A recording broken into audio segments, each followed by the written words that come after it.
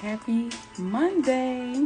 I'm Intellects, and this is Meeting of the Minds Mondays.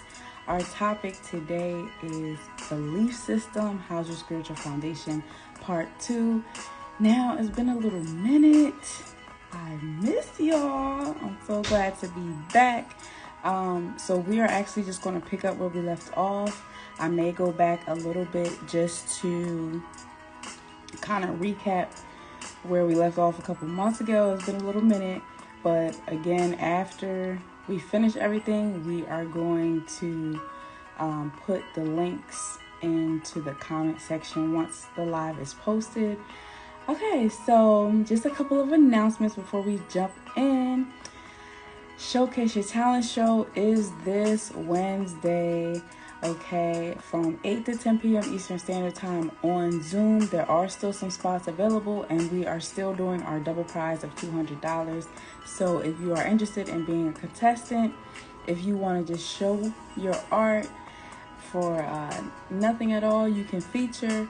If you want to be a sponsor to talk about your business, your product or service, we have spots for that available as well. If you just want to share your art and don't want to be a part of the show, we do have an open mic section. And if you just want to view, we got you too. But you can click our link in the bio or go to intellects.com under Showcase Your Talent Show registration and register that way. Tomorrow is the last day to register. So once we have all of our registration done, and by midnight tomorrow, that is it.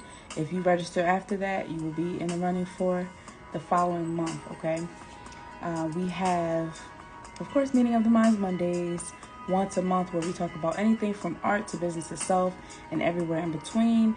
If you have any topics that you would like us to discuss that we have not, or if you want to host 1 month for our Meeting of the Minds, you can definitely email or DM us so that we can collaborate with you. Q&A Wednesdays, we have once a month. We will have it this Wednesday, and we pose a question of the month. You can also ask anything that you would like during the show.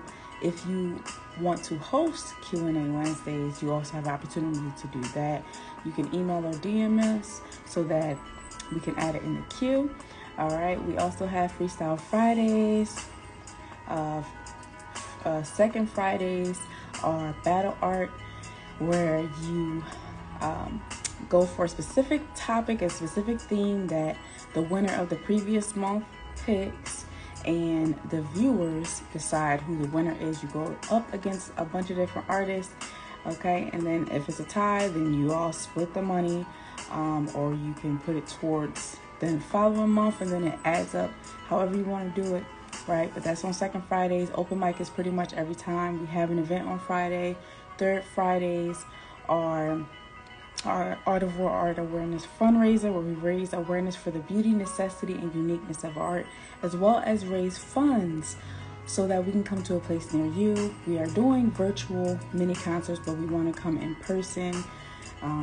Of course, virtual will always be there, but we want to connect and collaborate with people from all around the world, so we are working on that as well. And everything that you do with the fundraiser definitely helps. Also, with the fundraiser, you do not have to wait until third Fridays to donate. You can go on our website, intellects.com. You can send donations through PayPal, Venmo, Cash App, however, but there are many different options. You can click our link in the bio for all that information as well. Fourth Fridays is our feature segments, where we spotlight and showcase an entrepreneur that is doing their thing in the community, and we just want to showcase how well they're doing and just give them their flowers while they're still here. Okay, all right, so we also have Intellects, a Place for Entrepreneurs podcast. We are in season 3. It is not just audio, but it is visual this season. So if you are interested in being a feature, definitely check out our previous seasons as well as this season, and connect with us, either email or DM, so that we can add you to our list for this season. We also have our art and business seminar. We have 2 so far. We will be bringing back another one very soon, and We have our email list. So if you are interested in staying up to date on all things intellect, definitely subscribe to our email list. It is free and it's once a month. All right. And you get some goodies along the way. There are member fees if you're interested. And we also have our YouTube channel if you want to subscribe to that as well. But we have so much going on, right? Voiceover options, promo options, merch, books, so much, right? So, go on our website, subscribe, and stay up to date on all things intellects, because social media is changing.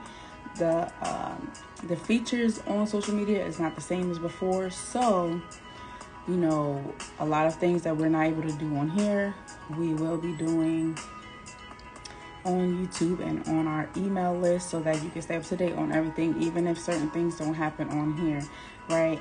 So, and stay tuned, because we have a few things that we're going to be adding. So, all right. So that is all the announcements I have for you today. We are going to jump right in. So, you can leave in the comments. For those of you who view this later, you can put it in the comment section once it's posted. What is your belief system and what does that mean to you? Right? So I'm just going to do a quick recap of what we went over so far. So we watched a few videos, one with Dr. Miles Monroe, one with Iyanla Vanzant, and one with Minister Farrakhan, and just kind of going into different things, right? So Dr. Miles Monroe talks about how we are born to lead. Knowing your history and the history of your belief system is very important. Doesn't want you going into the promised land with Egypt on your mind, so just focusing on where you've been instead of where you're going. Keeping a positive and forward type mindset, having a new mentality to have a better foundation, and knowing the difference between independence and freedom and how it's not the same. All right, so before we jump into the other two recaps, I'm just going to stop there and we are going to listen to Dr. Miles Monroe.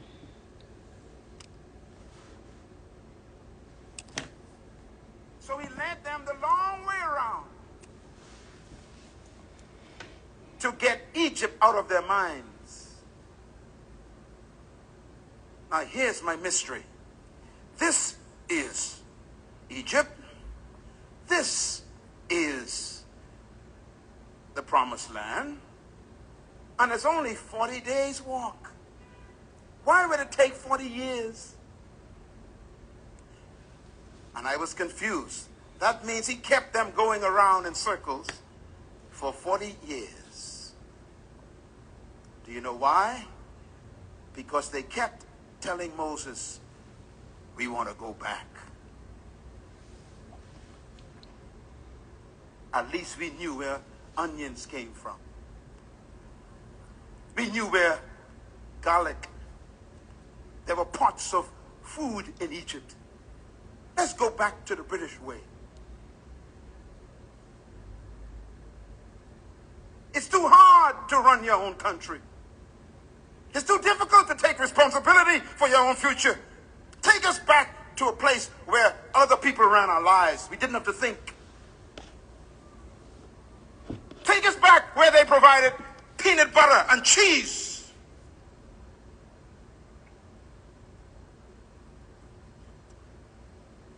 And God says, none of you will enter the promised land because you don't want to get rid of the Egypt thinking. So he led them for 30 years. Do you know why? Because 40 years is a generation. That means he kept them going in circles until he got what they were carrying. They were carrying the next generation. Joshua was not born in Egypt. He was born in the wilderness. Caleb was not born in Egypt. He was born in the wilderness.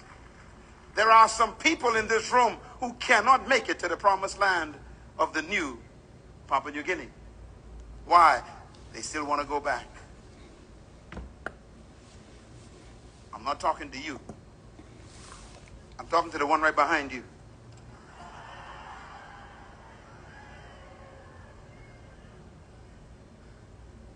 And this is why the young generation is the hope of Papua New Guinea.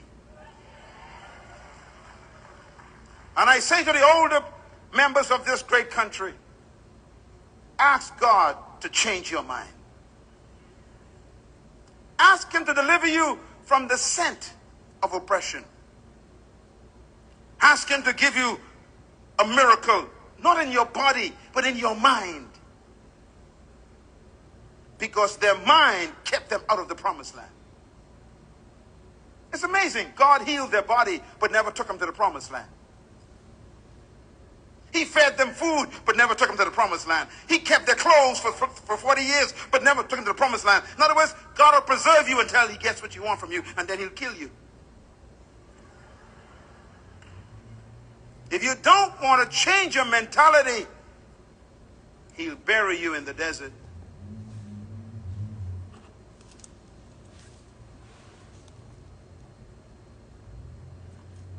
Moses never made it. Not even Moses made it. How close are you to the true Papua New Guinea? Can you see it? You know, 2 hours ago, I was sitting with your Prime Minister. We spent almost an hour together today. And I asked him a question 3 times. Same question. I said, Mr. Prime Minister, what is your vision for Papua New Guinea? What do you see as the new Papua New Guinea?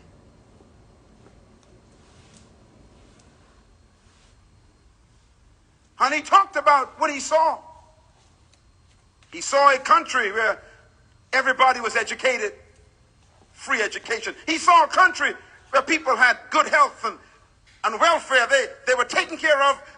Diseases were almost non-existent. He saw a country where opportunity for people to own companies and to build businesses and to have share in the investment of their country. He said, I see this.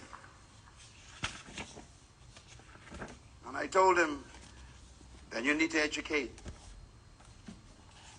You need to provide free education for every child in Papua New Guinea. Because until their mind is free, they are stuck in the wilderness. Sitting in this room are some of the greatest leaders in the world. And I believe that with all my heart. You are an awesome leader, young woman. But you have to unlearn what you've been taught by history. You must be free from the Greek mentality and the Roman ideology. You must be set free from the spirit of colonization and believe that you can govern this country effectively by God's help. I beg you today to be delivered from Greek philosophy, because I too was a victim. Now let me close with how I got delivered. You want to know how I got delivered? Traditional leadership teaches that leadership is controlling and imposing your will on people. That is not true leadership. Secular leadership says that leadership is management of people. Leadership means you are superior to the followers. They teach that leadership means that you are served by your followers. They teach that leadership is measured by how many people serve you. This is not leadership.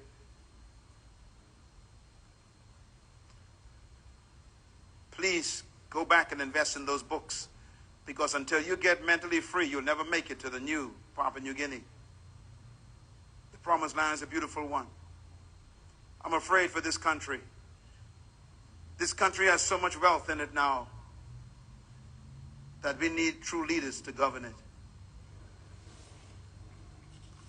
And that's why you're here today. Maybe God is preparing you to go into political life, to govern this country in the fear of God, intellectually stimulated by the truth about yourself, where you do not harm people for your own private ambition. Here's my philosophy of leadership. It's opposite to the Romans. Number one, I believe that trapped in every follower is a hidden leader. Number two, I believe that every human being was created to lead and designed to dominate. Number three, I believe leadership potential resides in every human being. Number four, I believe that you were born to lead, but you must become, through a process, a leader. Number five, I believe that true leadership is not doing things, but manifesting yourself. I believe with all my heart that the purpose for true leadership is not to maintain followers, but to produce other leaders. I believe these things as my philosophy. And that is why I travel around the world to come here to wake up the sleeping leader on the inside of you. My philosophy helps me set people free, not oppress people. My philosophy helps me believe in your equality, not your inferiority. Where did I get my philosophy from? I got it from the one who created all humanity. And here's the bottom line. Genesis chapter 1, verse 26. It says, and God said, let us make man, how? In our own image and in our likeness. Why? To let them have dominion over the fish and the birds and the animals and the trees and over all the earth and all that creeps upon the ground. Why did God create you? To have dominion. He didn't say let some of them have dominion. He said let all of them be dominators. Tell your neighbor, I'm a dominator by creation. Say it loud, I was born to dominate. Shout it loud, I was born to dominate. Tell your neighbor, I'm a dominator by birth. Tell your neighbor, I was designed to dominate. Come on, say it loud, I was born to dominate. God said, let them have dominion over the earth. So the purpose for your creation is dominion. And therefore, dominion is the most important word to you. Verse 27 says, so God created man in his own image. Watch this. Male and female created he them. And God blessed them and said unto them, have dominion. That means male and female are equal before God, and they are both dominators. Clap your hands anyhow.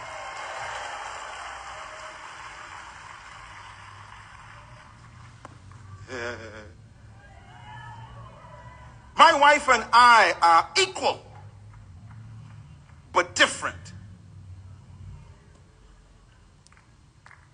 She's a leader and I am a leader, but we are different, but we are equal.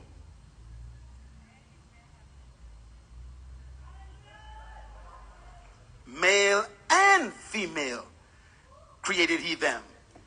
And God blessed them and said unto them, both of them, have dominion. In other words, the word dominion is an important word. It tells you why you were created. I did some research for you. Write it down. The word dominion is the Hebrew word radah.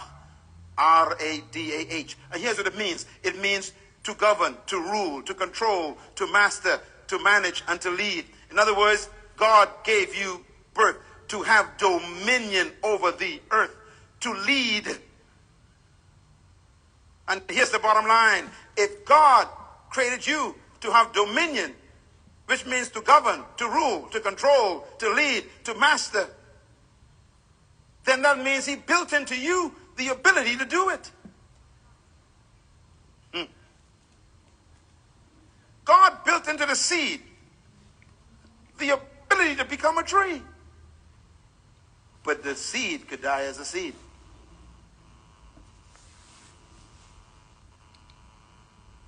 because it's in the wrong environment.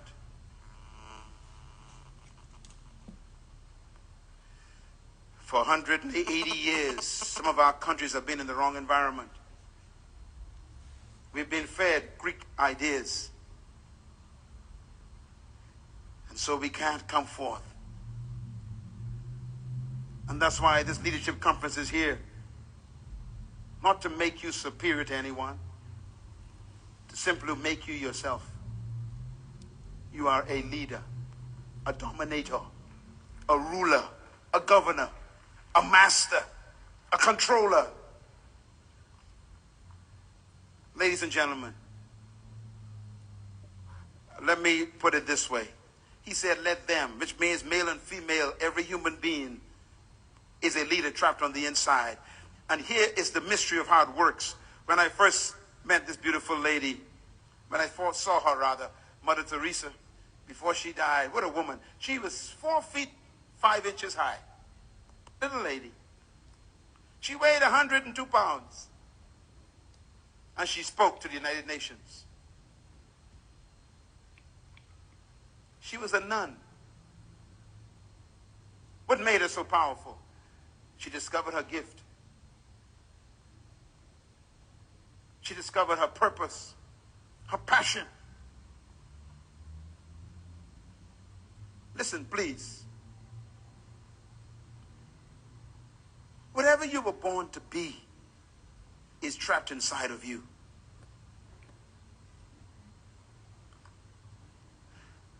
If you notice what God did, God didn't just give you dominion. He specified what you should dominate. He said, have dominion over fish, birds, cattle, plants, and things that crawl on the ground. That means the only things you're supposed to dominate are fish. Check your neighbor, see if they have any fins. Come on, look around. Any fins? Any scales? Birds. Check your neighbor. Any feathers? Any beaks? Look around. Plants. Check your neighbor. Any leaves? Any roots coming out of their shoes? Things that crawl. Check your neighbor. Do they crawl on the ground on all fours? No. Then the only creature on earth that you are not commanded to dominate is another human.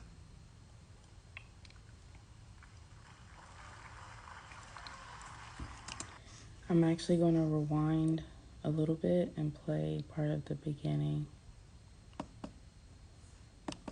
They say things like, you don't want to prosper, you might forget God. So stay poor and you'll stay humble before the Lord. Philosophy.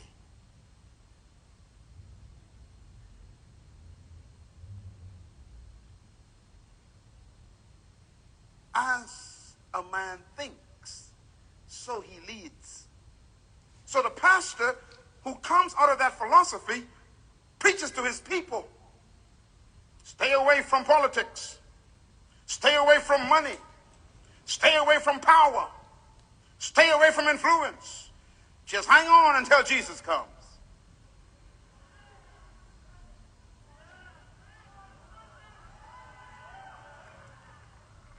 And that is what we preach. We actually preach to our people that they should not be leaders. And they should not own. And they should not have influence. And that's why the Creator sent me to talk to my cousin. You are a ruler. You are a owner. You are an employer. You can run any business. And the moment you were born, your culture and your family and your environment and your educational system begins to form your belief system. And that could be detrimental. Because if your culture and your environment does not teach you the truth, then you will believe a lie, even about yourself. And your belief system becomes your personal philosophy out of which you influence other people. And that's why the foundation of your public leadership is determined by your private belief system. And that is why I am teaching you carefully, line by line, to challenge your ideas about yourself. Because you came out of a history, just like I did, where we were formerly oppressed by colonial imperialism. All right. So, for the sake of time, I am not going to play the full video, but one thing that Dr. Miles Monroe talked about is your mindset, and how if your mindset does not align with where you're going, you're going to stay stuck, right? He said to change your mentality, and that seeing it before you see it is a part of what makes it your belief system. Until your mind is free, you will be stuck in the wilderness, right? And he talked about leadership. This was a part of a leadership conference, and he spoke on your mentality, but leadership has a lot to do with your belief system. And if your belief system is focused on making sure that you are in leadership, that you're dominating, that you're controlling, that you're being the example, that's what you believe, right? Regardless of whether it's true or false, how you put yourself out there and how you live is based off of your beliefs, right? He talked about how typical leadership involves controlling and imposing your will on others, but true leadership produces other leaders. So everybody should be producing some children, and whatever skill you have, whatever gift you have, whatever talent you have, if you are not creating other children or producing other children, then you are stifling your gift. And then he talked about how you are created to lead, and then lead also means governing, ruling, controlling, and mastering. So having the proper environment is key. If you plant a seed in the wrong soil, it's not going to grow. If you plant a seed and you don't nurture it, it's not going to grow. Or if you don't feed it, it's not going to grow. So having the right ingredients is what is necessary. So having a proper environment, having the proper education, having a proper support system, and telling yourself what you actually believe as opposed to what someone is telling you to believe. It's very different, right? So as a man thinks, so he leads, which goes back to the mindset. Whatever you think is what you believe, right? And it's how you're going to live your life. So be mindful of that. And then he also talked about how culture, environment, and education all form your belief system, and how your personal philosophy is the foundation of public leadership, which is determined by your private belief system. So it all kind of stems together, right? Now, last time we were on belief system, we talked with Iyanla Van Zant, and she talked about the foundation and how it's key, and the grounds on which other parts rest or are overlaid determine the quality and the success of the relationships that you have. Everyone embraces spirituality in different ways, but what do you do to stand out? Who do you look to? Who's your spiritual guidance? Is it solid or steady? Without a strong foundation, chances are your relationships won't last, your spirituality won't last. Now, some people believe in other people. Some people believe in spirit. Some people believe in one God or many gods. But if your foundation is not steady, it's not going to stay, right? It has to be, and it takes time to build a foundation, but it has to be some type of foundation to stand on, or else you're going to sink. And having a foundation will also help you to get back on track when challenges come. All faith, like all people of faith, hold one thing, which is God is love. And that's a spiritual practice, and principles and foundations. All of these determine beliefs. So the question that she asked was, what's your vision and what's your value? And we are going to pick back up where she left off.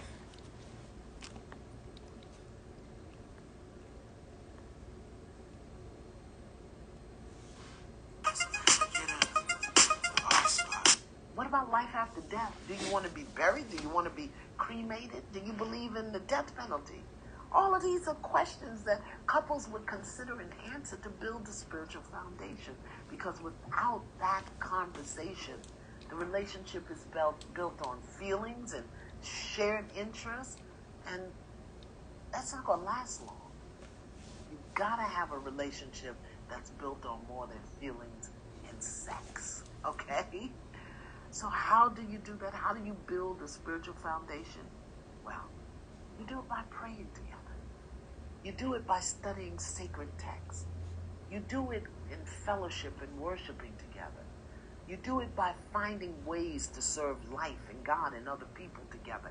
You do it by sitting down and discussing spiritual things and how they apply to your day-to-day life. You do all of these things over and over and over a period of time. How long? Every relationship is different. But I've discovered that it takes a minimum of a year to work daily on building a spiritual foundation of a good relationship. That's right, a year. I am absolutely amazed and horrified at the number of people that I deal with who slept together, engaged in all manner of sexual activity, but have never prayed together. They don't have a problem doing all sorts of freaky-deaky stuff physically, yet they haven't even spent one single minute praying for each other and worshiping together. I can't tell you the number of times I said to someone, "What is your prayer for your partner?" And they look at me like I'm drooling.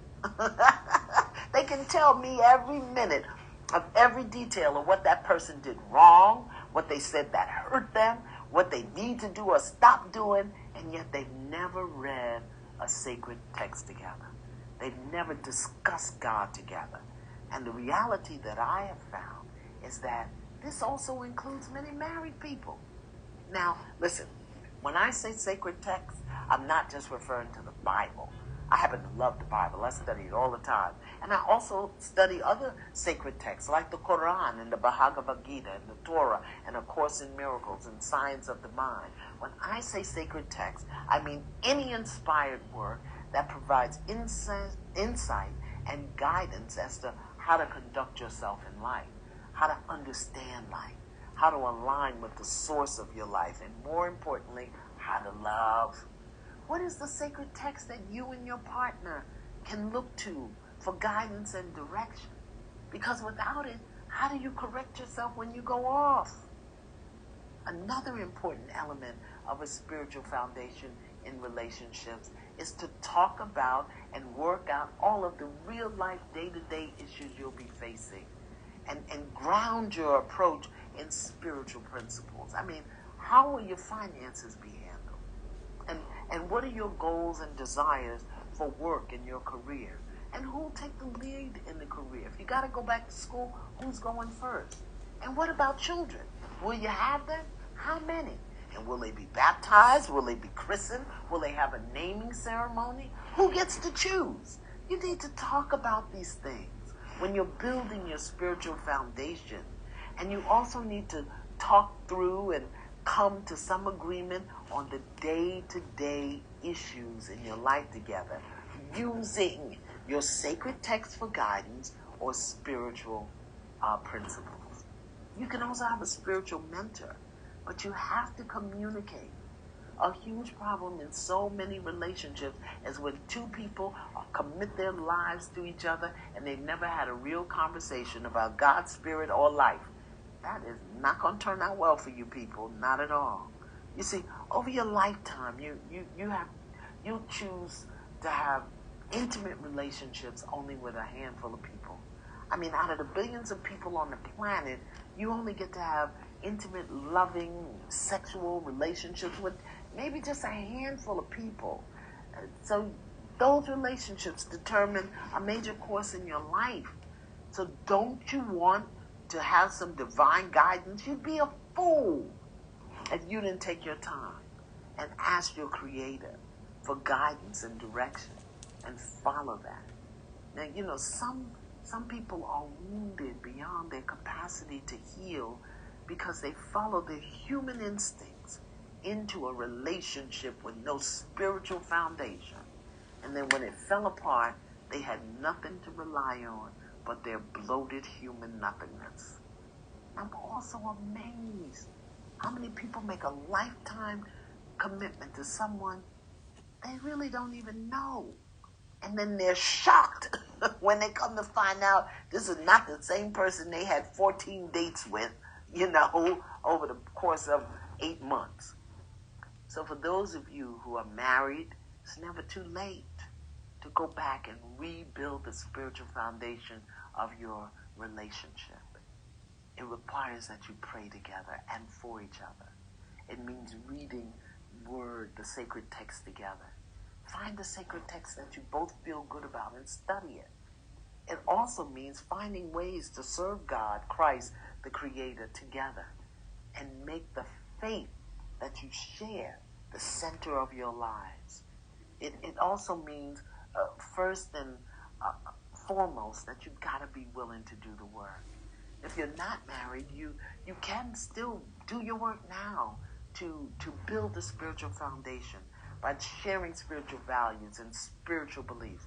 I promise you that if it's not in the Creator's will for you to be together, you won't. So find out before you make that commitment. Find out before you get into difficult times. Listen, one of the reasons I'm still friends with all of my exes, except one, because he's deceased, is that we prayed together. We prayed together and we prayed for each other. So let's review what a spiritual foundation is and how you develop one. It's the shared view of something sacred and divine that lives at the center of your relationship. It governs your choices and behaviors. It's the foundation of your definition and practice of love. Your spiritual foundation is the sacred text. It's the Bible. It's the Quran. It's the Torah. It's another inspired text that you study together and look to for guidance and direction in those difficult times when you may not be getting along. Your spiritual foundation is built with time and prayer and encouragement and support of one another. It determines what you value in the relationship and the value you place on the relationship. And how about this? You got to know your partner's love language. Okay, there are 5. Words of affirmation, quality time, receiving gifts, acts of service, and physical touch. Find out how your partner needs to receive love and give it without worrying about whether or not you'll give it back. Love keeps no records of wrongs, and love gives without expectation. Okay? So I have one final suggestion. If you're a couple, whether or not you have a solid spiritual foundation in your relationship, I encourage you to watch The War Room. Now, you can find it on demand or maybe on Netflix. But if you want to know what a spiritual foundation looks like in the relationship, this movie lays it out for you. Now, it's based on a Christian philosophy, but even if you're not a Christian, it will teach you what to do and how to do it. The War Room. Watch that and start laying your foundation. I hope this helps, and I'll see you next time. All right, that was Iyanla Van Zant. For those who don't know who she is, and she summed it up pretty well, actually. But I will sum it up. So she talked about how belief is praying, studying, sacred text, being able to fellowship and worship in community, also with God and people. So serving, right? She said it would take a year to build a spiritual foundation. Now, I believe that time frame can be different based on the person, but that is a good time frame to have so that you can actually build. It's just like a relationship. You take time to build it, to learn, to grow, and you're not going to know everything within the first month or 3 months, a couple of months, 6 months. Anything could change. Even if people are together 20 years, there's still things that they don't know about each other, right? But taking the time to do that, talking about real life issues and having a ground approach spiritually in order to tackle those issues. Some things can't be solved with just thinking physically or thinking about it from a rational standpoint, a moral standpoint. When you have a certain belief system, it affects your decision making. So keep that in mind. Also, asking the Creator for guidance and for direction and being willing to do the work. Everything that we do in this life requires us to do work in order to see results. So being willing to take that step to have that belief system in place. And then, what she said when she recapped was a belief is a shared view in something. So, be mindful of the company that you keep, because either they're going to rise with you or they're going to bring you down. So you have to pick which one.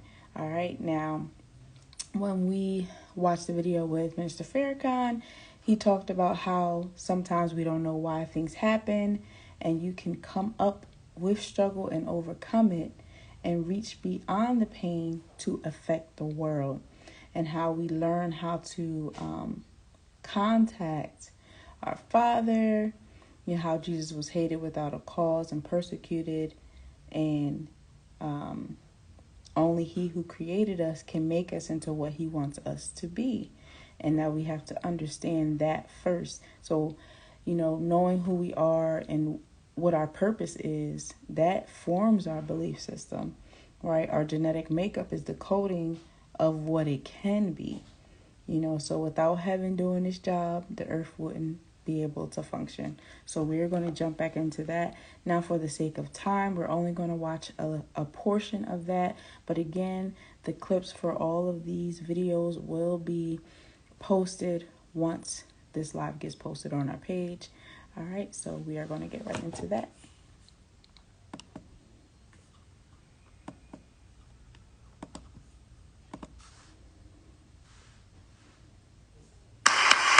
All praise is due to Allah.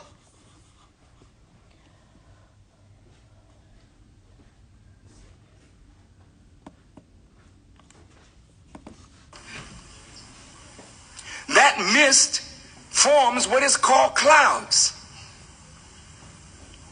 Depending upon the current of air that the cloud is in, when that water becomes heavier than gravitation, she distills back to the earth in the form of water, or a fluffy form called snow or ice or sleet, depending upon the current of air that the cloud is in.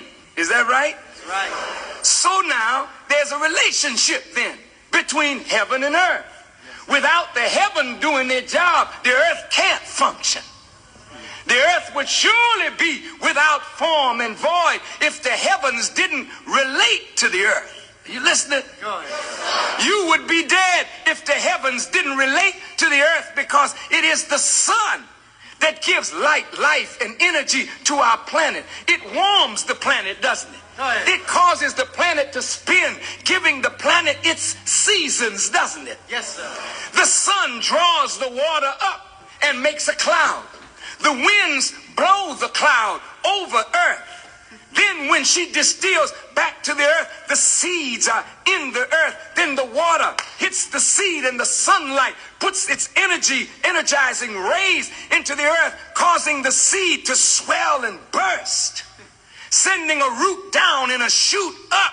But if the heavens didn't operate on the earth, there there would be nothing coming up out of the earth. So the heavens and the earth have to work together. Yes, sir. But the earth was without form and void because there was no light in the heavens. Are you listening to me?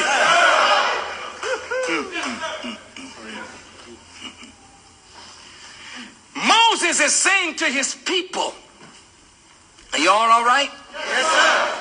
You are without form and void as a people because there is no light in the heavens of yourself. You have no wisdom, and because you're in darkness of ignorance, you have not been formed as a people. You are under the oppressive hand of your enemy, but the Spirit of God moved upon the face of the waters. And God said, let there be light. And there was light. Huh? How does the Spirit of God move upon the face of the waters? Water is the essence of life. When water and sunlight, the energy in sunlight touches water, it brings up life. Yes. When the Spirit of God moves on the face of the waters, something emerges out of the waters.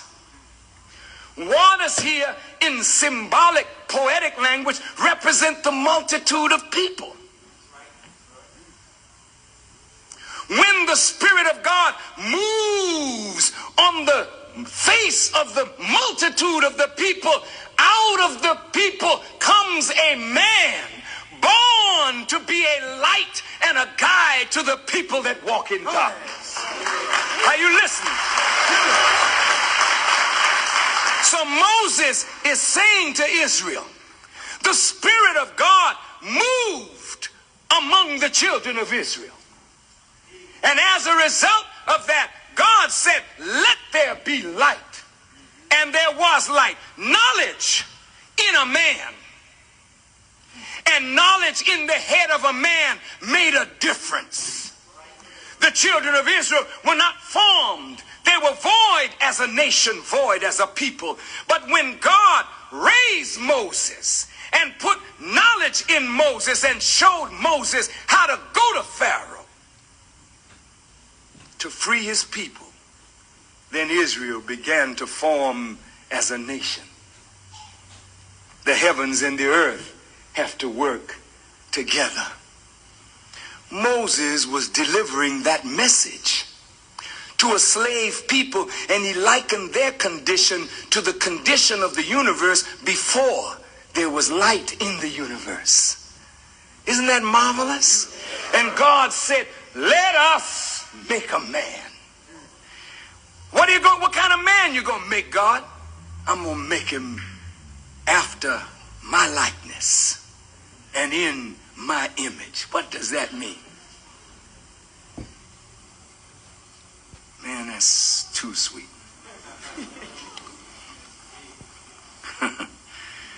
If God is going to make a man in his own image and in his own likeness, God is the originator and the original. He's going to make a man as a prototype or a copy of himself. He's going to make him from the earth, but the image of the man and the likeness of the man, he will be like unto God in spirit, in mind, in will. So when you see the man that God has made, you will see what the scripture calls the glory of God. Yes. Oh, man.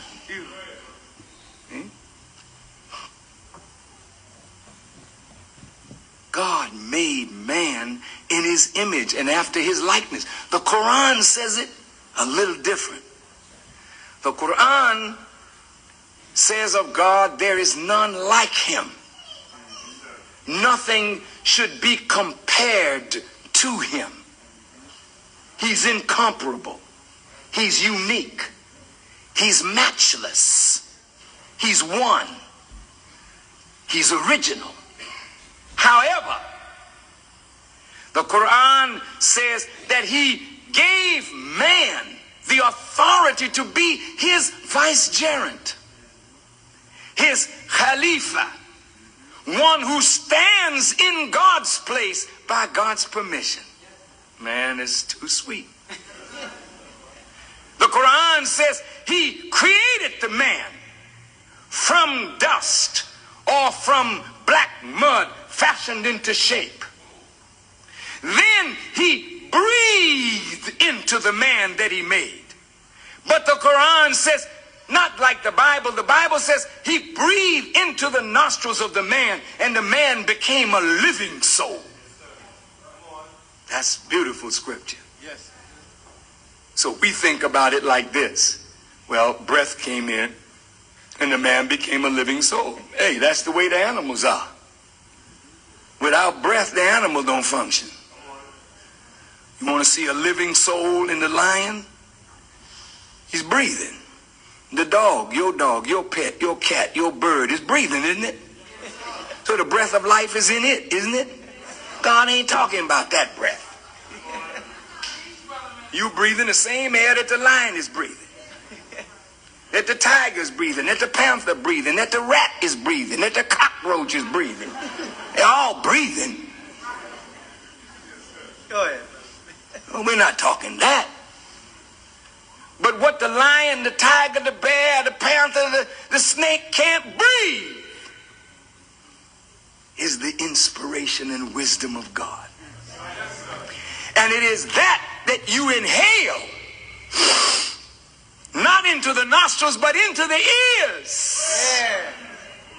Him that hath ears, let him hear, for it is by hearing comes the word of God, and by the word of God coming into the ear and piercing the heart and finding root in the heart, the man then grows up into the mind and will and spirit of God. Go ahead. Huh? Let's look at this now. All praise is due to Allah.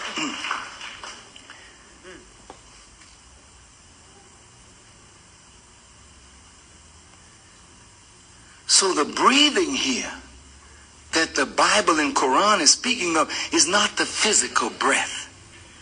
It is the inhaling of wisdom from the divine being. This is what separates us from the lower animals. Animals can't think. They can't change their way. You can change. You can be a devil, or you can be in the likeness of God. Which do you want to be? Well, you know what you are now. That's clear. God didn't make niggas. God don't make niggas. The Bible didn't say, God said, let us make niggas. White folks said that, let us make some niggas. God said, let me make a man. Yes, sir. You been called boy all your life. Why are you called a boy? Gray as your head is, bald as your head is. You a boy in the white man's eyes. He's the producer and you are the beggar. Talk to me. You are like the Bible's Lazarus at the foot of the white man, begging for the crummy jobs, for the crumbs that fall from his table when you got the mind and the ability to make a table of your own. But you're not doing that. Something is not wrong with the white man. Something is wrong with you that has to be corrected.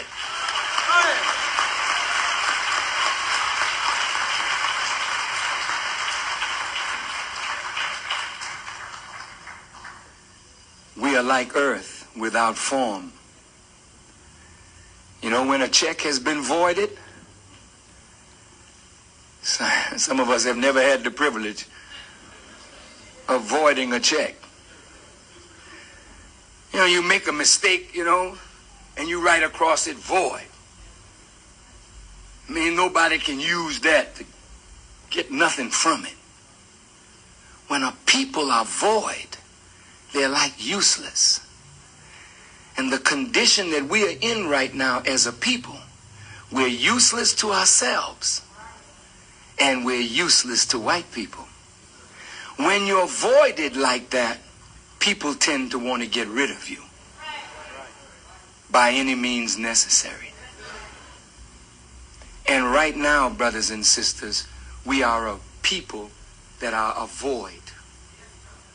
We're not making a contribution at all. Oh, there's a few of us, yes, that have some value to white folk, and they'll try to hold on to them. But the masses of our people have no value to them at all, and we don't have value to ourselves. But thanks to Almighty God, we have value in His eyes. All right, I will stop there for the sake of time. That was Minister Farrakhan, the leader of the Nation of Islam. So you had a few different viewpoints when it comes to spirituality. I wanted to be all encompassing. Of course, there are so many different beliefs out here that, you know, we wouldn't be able to look at everything based on how long we actually stay and kind of delve into it. But maybe we'll do another part later down the road to kind of go into different belief systems, right? Based on your culture, based on your background. But a couple things that he talked about was how out of the people comes a man born to make a difference. So a lot of people talk about how, you know, some things need to be done, or people complain so much, and how, you know, if you read the Bible or you have other texts that you read from where they are in some type of bondage, and there's one person that goes out to try to make a difference. And you've seen in our history how there's usually one person that stands up and goes against whatever's going on, so that way some change can be made. And they're the ones that go through a bunch, you know, a lot of hate, a lot of trauma, a lot of whatever, just so that they can make a difference. Those are the ones that stick out, and people praise them and celebrate them for making that difference. But a lot of people don't actually do that to make a difference, right? They like to see other people do it, but they don't do it themselves. So when you actually believe something with all of your heart, you are willing to do what it takes in order to see that change in the world. Harriet Tubman, you know, Malcolm X, and Ida B. Wells, Maya Angelou. Like, you can make a difference in different ways. You can stand up for what you believe in, even if everybody else doesn't, right? You can speak the truth, even if nobody else wants to hear it. You can do so many things to make a difference, but that is a part of being uncomfortable. And being a leader means that you're going to do uncomfortable things a lot. So be comfortable in that uncomfortable zone, because that's where you're going to be, right? He also said that knowledge in the head of a man makes a difference. You can tell the difference between somebody who has some knowledge and somebody who's foolish. And you will most likely go to somebody that knows what they're talking about, that has some type of sense in what they're saying and how they're living, as opposed to somebody that's just blowing in the wind, right? They don't have no type of idea where they're going. They're just kind of letting things flow. And more than likely, they're going to influence you to do something that might mess you up, or might have to have you backtrack, or what have you, right? So keep that in mind.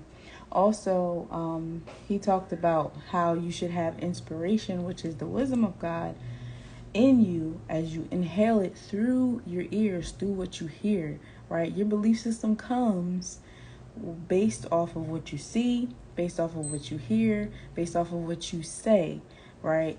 All of these things, and based on what you do, right? Because ultimately, how you think is how you speak, and how you speak is how you act, and how you act is what you believe. All of it comes together. All of it plays a major part. He also talks about how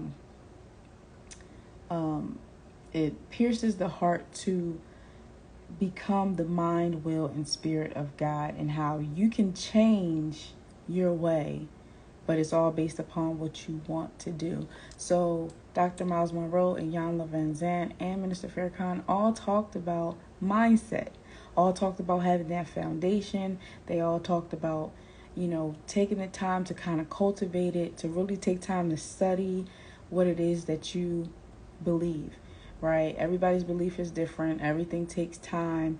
Somebody could tell you one thing and you might be somebody that automatically believes them.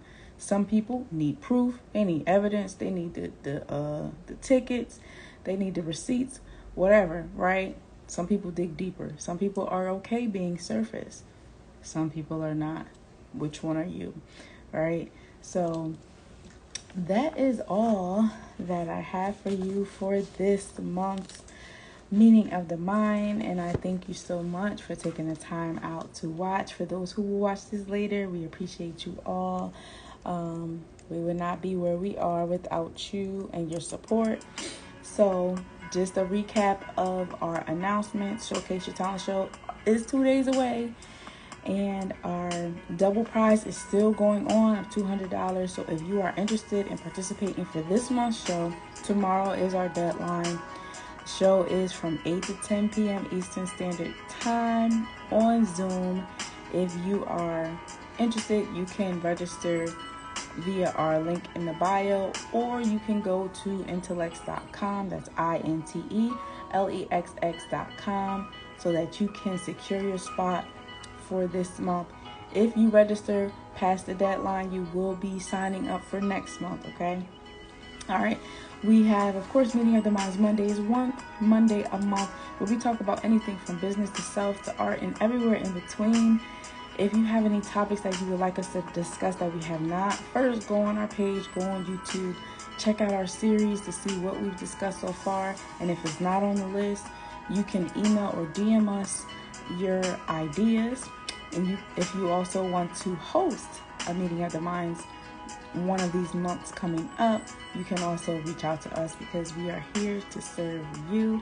All right. We also have Q&A Wednesdays coming up this Wednesday, and we pose a question of the month, okay? And we kind of want to get feedback. You also have an opportunity to ask whatever you would like, either in the comment section, the question box, or you can email us ahead of time if you want a guaranteed answer. If you want to pose the question of the month, you can also email or DM us as well. We have Freestyle Fridays, open mics are pretty much every Friday that we're here. Second Fridays, we have Battle Art, where the theme is based on the last month's winner, and you go up against other artists. The viewers actually pick who's the winner, and that winner picks the following month's theme. We also have Third Fridays, Art of War, Art Awareness Fundraiser, where we raise awareness for the beauty, necessity, and uniqueness of art, as well as raising funds so that we can come to a place near you to go from virtual to in-person mini concerts. Of course, it'll stay virtual, but we want to be able to interact on another level. So we are asking for donations. And of course, you don't have to wait until Third Fridays. You can donate through our website, through the link in our bio, emailing or DMing us directly. And our email is intelexapc@gmail.com. That's INTELEXXAPC@gmail.com. We also have our featured segments on Freestyle Fridays, Fourth Fridays, where we showcase and spotlight an entrepreneur that's doing their thing in the community.